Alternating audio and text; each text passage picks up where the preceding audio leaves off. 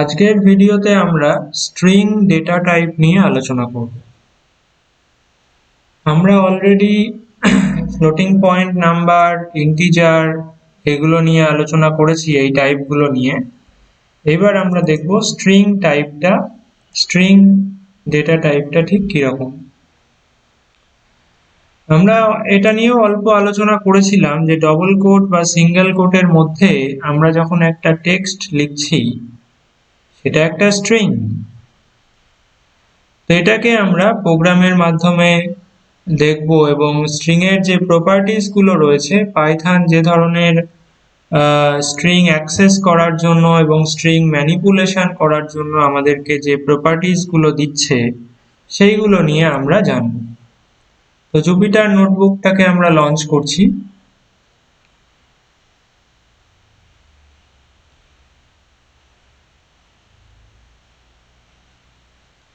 তো জুপিটার নোটবুকে আমরা একটা নতুন আইপাইথন নোটবুক ক্রিয়েট করব। এর আগে যেটা নিয়ে কাজ করছিলাম সেটা থাক, একটা নতুন নোটবুক আমরা ক্রিয়েট করছি।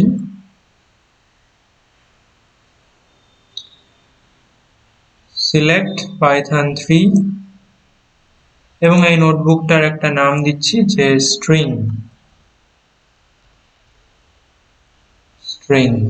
রিনেম। এইবার তাহলে যে ডবল কোট বা সিঙ্গেল কোটের মধ্যে আমরা, ধরো এটা ডবল কোটের মধ্যে আমি লিখছি যে এনিথিং, ধরো হ্যালো লিখলাম, তাহলে এটা একটা স্ট্রিং। এইবার এই স্ট্রিংটাকে আমরা কোনো ভেরিয়েবলের মধ্যে স্টোর করতে পারি। ধরো ভেরিয়েবলটার নাম দিলাম my underscore str is equal to hello। তাহলে হ্যালো এই স্ট্রিংটা my underscore str এই ভেরিয়েবলের মধ্যে স্টোর হলো। এই যে অপারেটরটা, এই অপারেটরটাকে বলা হয় অ্যাসাইনমেন্ট অপারেটর। অ্যাসাইনমেন্ট অপারেটরটা যখনই আমরা ইউজ করব, এইটা রাইট হ্যান্ড সাইডে যে ভ্যালুটা থাকবে সেই ভ্যালুটা লেফট হ্যান্ড সাইডের ভেরিয়েবলের মধ্যে স্টোর হবে, অ্যাসাইন হবে। ওকে, আমরা আলোচনা করেছিলাম, আমরা এই জিনিসটাও বলেছিলাম, একটা ভেরিয়েবল মানে কম্পিউটারের মেমোরিতে সে একটা স্পেসকে ধরে রেখেছে। তো সেই ভেরিয়েবলের মধ্যে আমরা যেটা স্টোর করছি হ্যালো, এই স্ট্রিংটা কি হচ্ছে, ওই my underscore str কম্পিউটারের মেমোরিতে যে স্পেসটাকে ধরে রেখেছে সেই স্পেসের মধ্যে হ্যালো নামক স্ট্রিংটা গিয়ে বসে যাচ্ছে। That's it. এইবার আমরা এটাকে প্রিন্ট করতে পারি। এটা হচ্ছে প্রিন্ট ফাংশন। প্রিন্ট ফাংশনের মধ্যে আমরা যেটা প্রিন্ট করতে চাই সেই বস্তুটাকে বসিয়ে দেব, দিয়ে আমরা যদি এই সেলটাকে রান করি আমরা দেখতে পাচ্ছি হ্যালো প্রিন্ট হলো বা ডিসপ্লে হলো। এখন এই যে একটা স্ট্রিং আমরা বানালাম, এখানে একটা মাত্র ওয়ার্ড আছে। ইট ইজ নট নেসেসারি যে একটাই ওয়ার্ড থাকতে পারে, এখানে মাল্টিপল ওয়ার্ডস থাকতে পারে। ধরো হ্যালো ওয়ার্ল্ড দিয়ে আমি একটা এক্সক্লামেশন মার্ক দিলাম, তাহলে এটাও একটা স্ট্রিং। ডবল কোট বা সিঙ্গেল কোটের মধ্যে একটা টেক্সট রয়েছে, তা আমি এটাকে রান করছি, তাহলে হ্যালো ওয়ার্ল্ড প্রিন্ট হলো। ইট ইজ নট নেসেসারি যে এখানে এখানে যে কোনো রকমের টেক্সট থাকতে পারে, অ্যালফাবেট থাকতে পারে, কোনো ক্যারেক্টার, অন্য কোনো ক্যারেক্টার থাকতে পারে, নাম্বারস থাকতে পারে।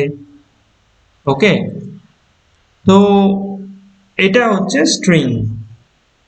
এইবার একটা স্ট্রিং এর মধ্যে কতগুলো ক্যারেক্টার আছে যদি আমরা এখানে কাউন্ট করি, দেখো একটা, দুটো, তিনটে, চারটে, পাঁচটা। এরপরে রয়েছে স্পেস।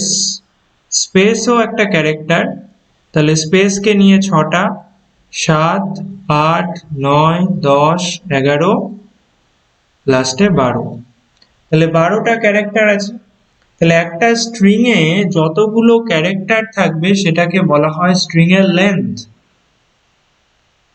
একটা স্ট্রিং এ যতগুলো ক্যারেক্টার থাকবে সেটাকে আমরা বলবো স্ট্রিং এর লেন্থ। তাহলে হ্যালো ওয়ার্ল্ড এক্সক্লামেশন মার্ক, এই স্ট্রিংটার লেন্থ হচ্ছে 12।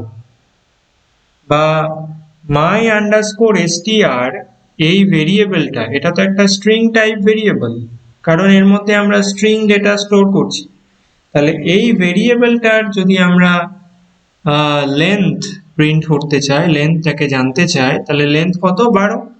কারণ এর মধ্যে যে এই ভেরিয়েবলটার মধ্যে যে স্ট্রিংটা বসে আছে তার যা লেন্থ সেটাই ভেরিয়েবলের লেন্থ। ওকে, তো আমরা কিভাবে এই লেন্থটাকে আমরা পাবো? এর জন্য আমাদের পাইথনে লেন্থ len বলে একটা ফাংশন আছে, len। যেমন প্রিন্ট ফাংশন ইউজ করতে গেলে কি হয়, আমরা যেটাকে প্রিন্ট করব সেটাকে প্রিন্ট ফাংশনের মধ্যে, মানে ওই প্যারেনথেসিসের মধ্যে আমরা বসিয়ে দিই। যেমন মাই আন্ডারস্কোর str প্রিন্ট করতে চেয়েছিলাম, এটা প্যারেনথেসিসের মধ্যে বসিয়ে দিয়েছি।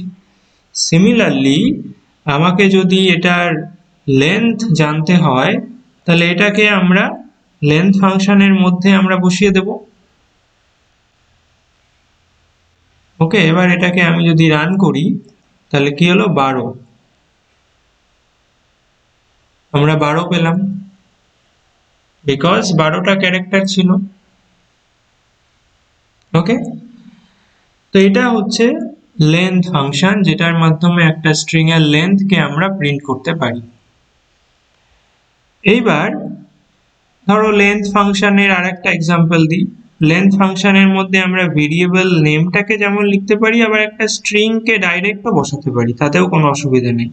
ধরো লিখছি 1 2 3 4 5 6, এটাও একটা স্ট্রিং, যদিও এটা একটা নাম্বার, বাট যেহেতু ডবল কোটের মধ্যে আমরা রেখেছি তাই এটা একটা স্ট্রিং হিসেবে এটাকে আমরা গণ্য করব। এখানে 6টা ক্যারেক্টার আছে, তাহলে এই স্ট্রিং এর লেন্থ হচ্ছে 6। তাহলে এই সেলটাকে যদি আমি রান করি আমি পেলাম 6। তাহলে এটা হচ্ছে লেন্থ। এইবার যখনই আমরা একটা স্ট্রিং কে লিখছি, এই স্ট্রিংটাকে, এই স্ট্রিং এর মধ্যে যে ক্যারেক্টার গুলো আছে ক্যারেক্টার গুলোকে নাম্বারিং করা যায়। এরকম, সেটা আমরা এখানে দেখব। যে ধরো এই যে পার্টিকুলার স্ট্রিংটার নাম ছিল hello underscore hello world exclamation mark.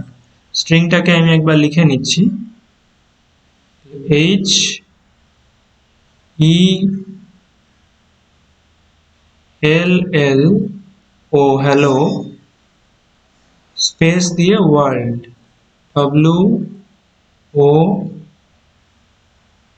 আর এল ডি, আর এটার পর ছিল একটা এক্সক্লামেশন মার্ক। তাহলে এই হচ্ছে আমাদের স্ট্রিংটা। এবার এই স্ট্রিংটাকে আমরা নাম্বারিং করতে পারি। কিভাবে নাম্বারিং করতে পারি? আমরা বাঁদিক থেকে নাম্বারিং করতে পারি, আবার ডান দিক থেকেও নাম্বারিং করতে পারি। প্রথমে বাঁদিক থেকে নাম্বারিংটা দেখা যাক। বাঁদিক থেকে নাম্বারিং করতে হলে আমরা 0 দিয়ে স্টার্ট করব। তাহলে ক্যারেক্টার গুলোকে আমরা নাম্বারিং করছি, দেখো 0 1 2, তারপরে ক্যারেক্টারটা 3, তারপরে ক্যারেক্টার হচ্ছে ও, সেটা হচ্ছে 4, তারপরে আছে একটা স্পেস, তাহলে সেটা হচ্ছে 5 নাম্বার ক্যারেক্টার, এটা 6 নাম্বার ক্যারেক্টার, ওটা হচ্ছে 7 নাম্বার ক্যারেক্টার, আর হচ্ছে 8 নাম্বার ক্যারেক্টার, এল হচ্ছে 9 নাম্বার ক্যারেক্টার, তারপর ডি হচ্ছে 10 নাম্বার ক্যারেক্টার। ঠিক আছে, আর এক্সক্লামেশন মার্ক হচ্ছে 11 নাম্বার ক্যারেক্টার। তাহলে দেখো যে আমরা যদি বাদিক থেকে নাম্বারিং যখন করছি তখন আমরা 0 থেকে আরম্ভ করছি। এইবার যদি আমি বলি যে এই পার্টিকুলার স্ট্রিং হ্যালো ওয়ার্ল্ডে 6 নাম্বার পজিশনে কে বসে আছে, তাহলে 6 নাম্বারে যাব আমরা, 6 এ বসে আছে ডব্লিউ, ক্যাপিটাল ডব্লিউ। 8 এ কে বসে আছে? আর, স্মল আর। তাহলে দেখো ভেরিয়েবলের নাম কি ছিল, আমরা নাম দিয়েছিলাম my underscore str। তাহলে ভেরিয়েবলের নামটা আমি লিখছি my underscore str, এটা ছিল আমাদের ভেরিয়েবলটা। এইবার আমি যদি জানতে চাই এই পার্টিকুলার স্ট্রিংটাতে, এই পার্টিকুলার স্ট্রিং ভেরিয়েবলে ধরো 6 নাম্বার পজিশনে কোন ক্যারেক্টারটা আছে, তাহলে সেটা আমি কিভাবে জানবো? আমরা ব্র্যাকেট দেব এবং এই ব্র্যাকেটের মধ্যে আমি যে পজিশনটাতে আমরা কি ক্যারেক্টার আছে জানতে চাইছি সেই পজিশন নাম্বারটা আমরা দিয়ে দেবো। তাহলে 6 নাম্বার পজিশনে কে আছে? ক্যাপিটাল ডব্লিউ আছে, তাহলে আমরা ব্র্যাকেটের মধ্যে দিয়ে দিলাম 6। তো এই যে আমরা নাম্বারিং করলাম এটাকে বলে ইন্ডেক্স, এটাকে বলে ইন্ডেক্স। তাহলে 6 নাম্বার ইন্ডেক্সে বসে আছে ক্যাপিটাল ডব্লিউ, 11 নাম্বার ইন্ডেক্সে বসে আছে এক্সক্লামেশন মার্ক। তাহলে এটাকে দেখো, আমরা যদি জুপিটার নোটবুকে এটাকে দেখতে চাই তাহলে my underscore str, এটার 6 নাম্বারে কে আছে, তাহলে 6 দিলাম, দিয়ে আমি এই সেলটাকে রান করাচ্ছি, দেখো ক্যাপিটাল ডব্লিউ। এটাকে ডাইরেক্ট রান করা আর আমি যদি প্রিন্টের মধ্যে রেখে রান করি, দুটোর মধ্যে কিন্তু একটু হয়তো ডিসপ্লেটা কিভাবে হচ্ছে দুটোর মধ্যে হয়তো একটু পার্থক্য আসতে পারে। আমি এটাকেও রান করাচ্ছি, জাস্ট এখানে শুধু ক্যারেক্টারটাকে দিল, এখানে ক্যারেক্টারটাকে সিঙ্গেল কোটের মধ্যে রেখে দিল, এটাই জাস্ট পার্থক্য, আর কোনো পার্থক্য নেই। তো তাহলে আমরা ব্র্যাকেটের মধ্যে ইন্ডেক্সটাকে যেই বসাচ্ছি তাহলে স্ট্রিং এর ওই পার্টিকুলার ইন্ডেক্সে যে ক্যারেক্টারটা আছে সেটাকে আমরা পাচ্ছি। ধরো এবার আমি দিচ্ছি, এটার বদলে দিচ্ছি 11, 11তে কে ছিল? এক্সক্লামেশন মার্ক ছিল, তাহলে এটাকে আমি রান করাচ্ছি, এই যে এক্সক্লামেশন মার্ক আউটপুট হিসেবে এলো। এখন আমি যদি ভুল করে এখানে 11 অবধি ছিল কিন্তু 0 থেকে 11, আমি যদি ভুল করে এখানে 12 দিয়ে দিই তাহলে কি হবে?